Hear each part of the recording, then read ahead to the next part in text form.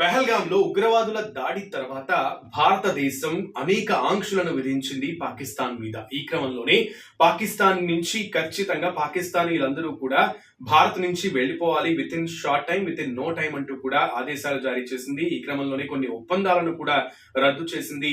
And ఇక్కడ నుంచి భారతదేశం నుంచి ఖచ్చితంగా వచ్చినటువంటి వివిధ లాంగ్ టర్మ్ వీసాలు, షార్ట్ టర్మ్ వీసాలు, బిజినెస్ వీసాలు, సాక్ వీసాల మీద వచ్చినటువంటి విదేశీయులందరూ కూడా, అంటే పాకిస్తానీ విదేశీయులందరూ కూడా ఇక్కడ నుంచి వెళ్లిపోవాలి తమ తమ దేశాలకి. మెడిసిన్ పర్పస్ మీద వచ్చినటువంటి వాళ్ళు కూడా వెంటనే ఈ నెల 29 లోపు వెకేట్ చేయాలి అంటూ కూడా భారతదేశం ఆదేశాలు జారీ చేసింది. ఈ క్రమంలోనే స్పెషల్ బ్రాంచ్ పోలీసులకి ఆ పని అప్పచెప్పింది. ఇప్పటికే కేంద్ర హోంశాఖ మంత్రి అమిత్ షా నుంచి ఆయా రాష్ట్రాల ప్రతి రాష్ట్ర ముఖ్యమంత్రులకి కూడా ఫోన్లు అందాయి. దట్ పాకిస్తానీయులు ఎక్కడెక్కడ ఉన్నారో వెతికి మరీ వాళ్ళని వెనక్కి పంపించండి అంటూ కూడా కేంద్ర హోంశాఖ మంత్రి అమిత్ షా చెప్పినట్లుగా కూడా బయటకు వస్తోంది ఇన్ఫర్మేషన్. ఈ క్రమంలోనే ముఖ్యంగా మన భాగ్యనగరంలో, హైదరాబాద్ లో దాదాపు 208 మంది పాకిస్తానీలు ఉన్నట్లుగా స్పెషల్ బ్రాంచ్ పోలీసులు తెలియజేశారు. ఇందులో 156 మంది ముఖ్యంగా లాంగ్ టర్మ్ వీసాలతో వచ్చినటువంటి వాళ్ళు ఉండగా, షార్ట్ టర్మ్ వీసాలలో మరొక